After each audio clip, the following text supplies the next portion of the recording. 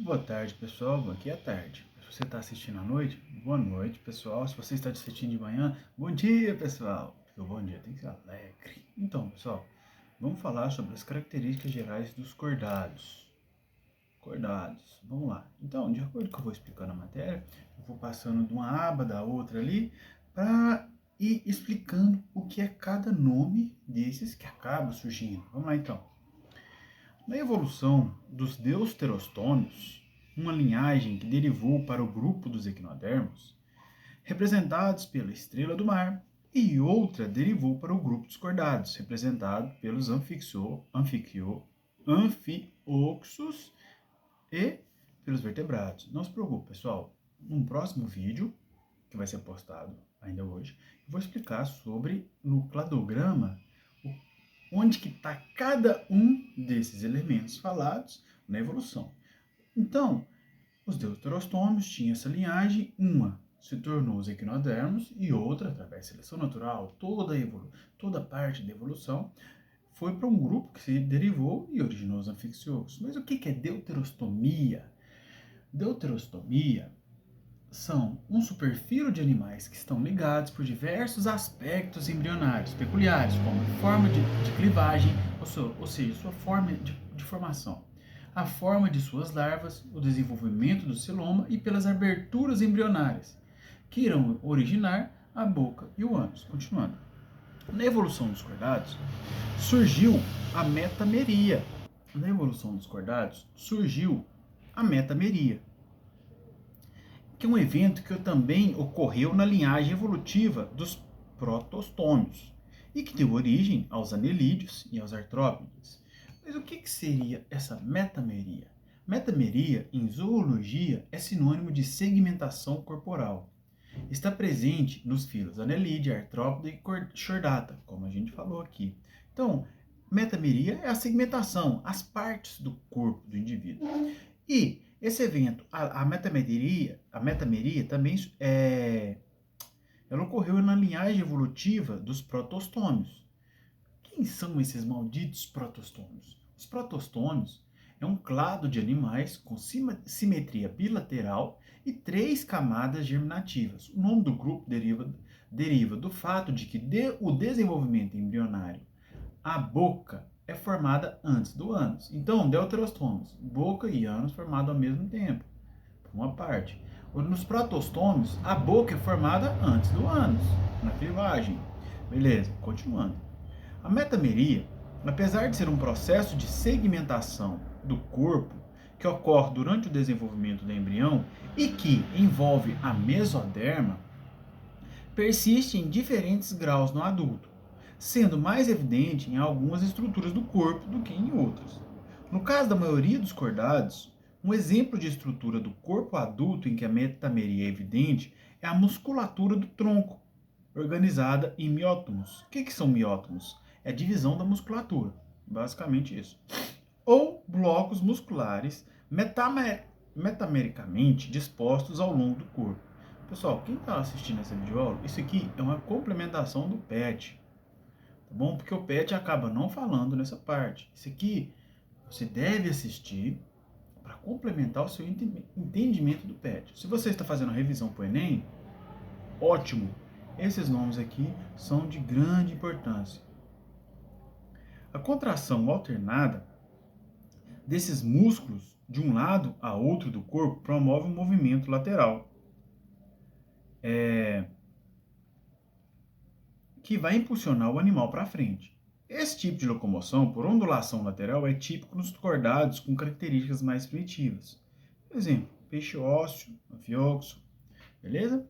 No desenvolvimento embrionário dos cordados surgem fendas faringianas ou fendas faríngeas no desenvolvimento do embrionário dos cordados, ou seja, todos os cordados têm isso. Nas laterais da faringe e que podem persistir no adulto. Essas estruturas surgiram antes da evolução dos cordados, em um grupo próximo, os hemicordados, animais marinhos representados pelos balanoglossos. Apesar do nome, os hemicordados não possuem notocorda. Eles serão estudados em outra parte, em outro vídeo. Então, pessoal, No desenvolvimento dos embrionários cordados, tem fendas faringianas. Todos os cordados têm fendas faringianas no desenvolvimento dos cordados, persistindo em adultos, em algumas formas de adultos, em outros não, sendo só uma parte do desenvolvimento. Características exclusivas dos cordados surgem durante o desenvolvimento do embrião e podem ou não persistir nos adultos. Mas que características são essas? Então, quais são as características dos cordados? Todos os cordados têm em uma fase, ou pode persistir na fase adulta. Notocorda, sistema nervoso dorsal e a cauda pós-anal. Beleza, mas o que é uma notocorda? Notocorda é uma estrutura que deriva do mesoderma do embrião e que corresponde a um bastonete maciço e flexível, situado na linha mediana dorsal do corpo. Vamos colocar aqui é uma coluna vertebral primitiva, o início da coluna vertebral. Sistema nervoso dorsal. O sistema nervoso dorsal dos cordados originou-se da invaginação do ectoderma dorsal do embrião, formando um tubo nervoso oco. Nos animais não cordados, o sistema nervoso também é de origem ectoderma. Ou seja, se perguntar como que só cordados têm esse sistema nervoso? Não, os não cordados também têm.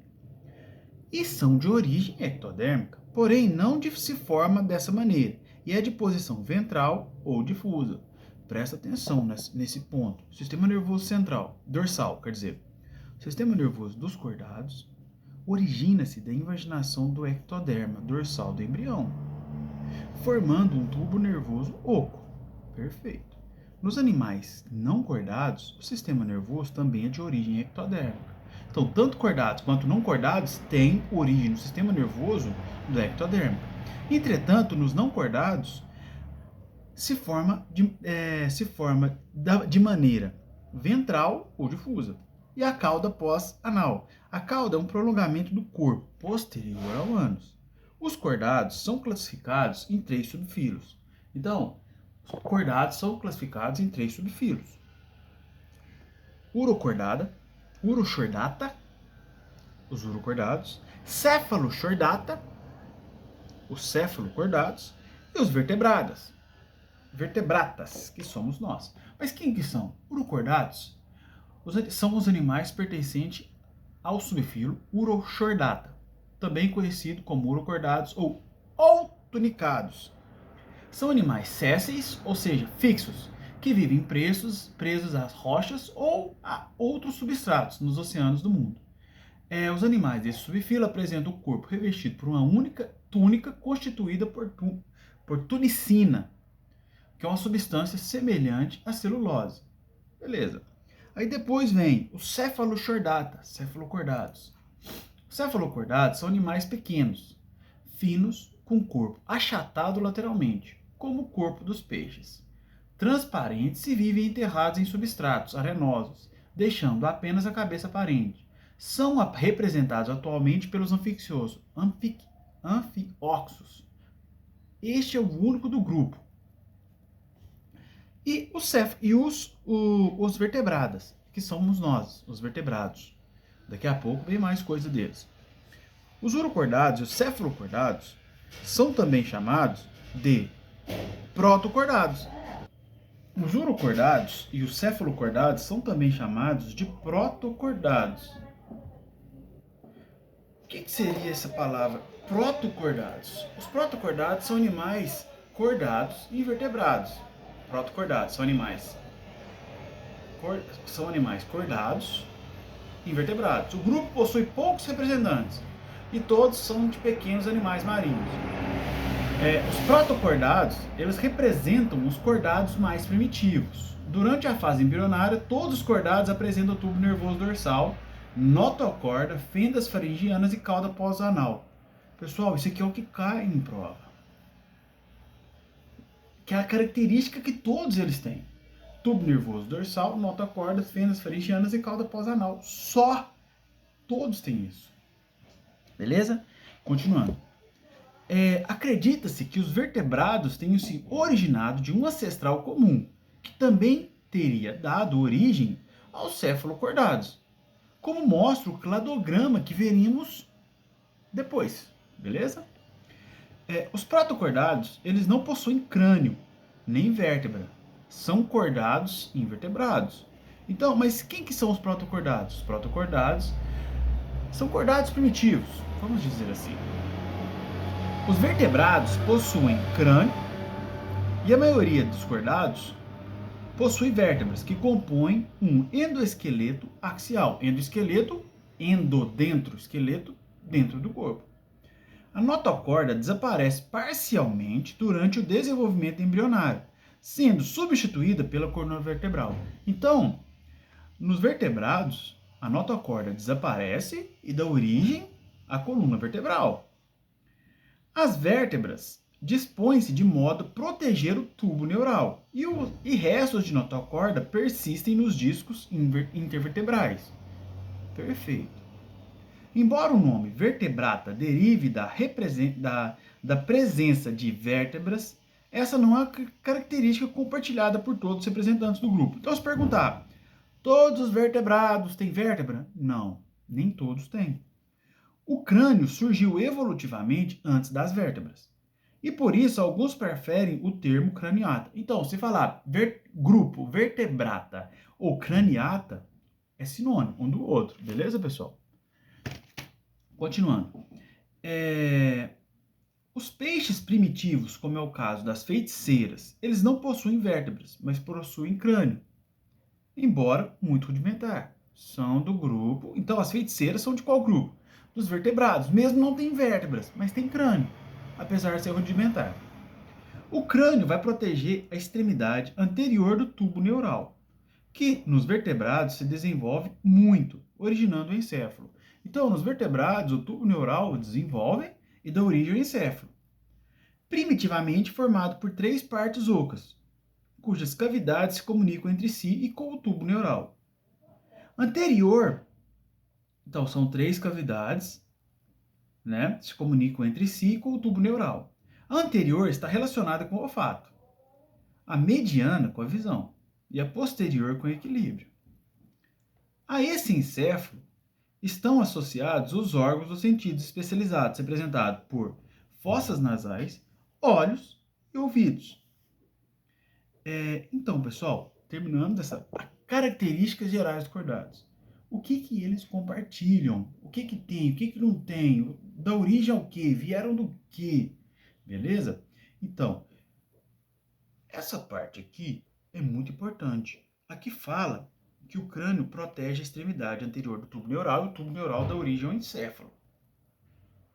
Primitivamente, o encéfalo era formado por 3 partes ocas, cujas cavidades se comunicam entre si com o tubo neural. E todas as cavidades ocas têm uma função. São 3. Uma tem função com a fossa nasal, outra com olhos e outros ouvidos. Ou seja, foi uma evolução. Agora imagina, pessoal, quantos milhões de anos demorou para essa evolução? Lembrando que a evolução, ela age em conjunto com a seleção natural. Beleza? Então, espero que tenham gostado dessa aula. E vamos para o cladograma. Assistam o vídeo 2.